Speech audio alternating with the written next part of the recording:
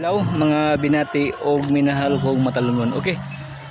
Mao ni ato ang bag-o nga Christmas tree. Mao ni highlight sa ato ang matalong biwok guys. Kung diin mukuan siya mudanag kung unsa kanindot ang atong matalong biwok diri sa lungsod sa Matalom. Okay guys. Unya nahimo ni tungod sa ato ang konsihal sa lungsod sa Matalom, ang atong barangay captain sa barangay Itom, si Konsihal Lapasanda, Tikboy Lapasanda. Siya ang nagpasiugda ng ating ato ang Christmas tree sa Matalom Biwok diri sa lungsod sa Matalom. Okay.